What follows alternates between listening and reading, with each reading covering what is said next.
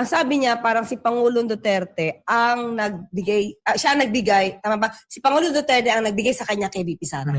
Protect her, bigay mo lahat and everything, intelligence, intel, operations and everything. Tapos gumawa siya ng, parang convener siya, isa siya sa convener para sa VP Sara, Sara for President.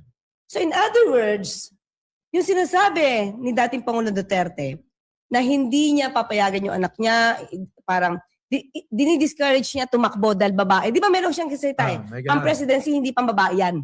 So hindi ko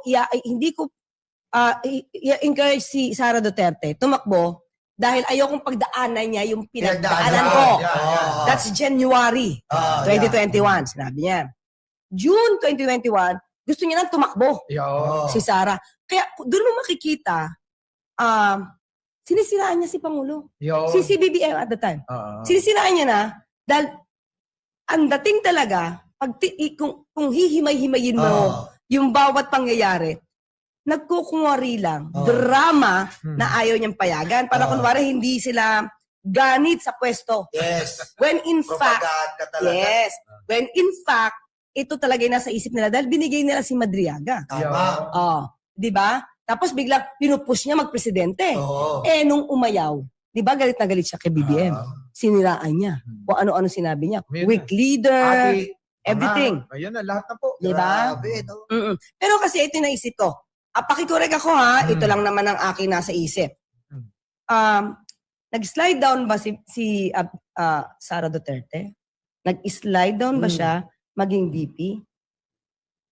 Pero ang balak is Gloria 2.0. I-take over. Para mas mahaba yun. Mas mahaba yung termino. Galing no? Gloria style. Hindi kasi may nakita ako yung pag-reactivate, tama ba? Pag-activate ng VP SPG, may sinabi siya na tama lang, ina-acknowledge niya, kasi siya nag-request na i-activate ito. Dahil baka dumating yung time, that's June 2022, papanalo pa lang.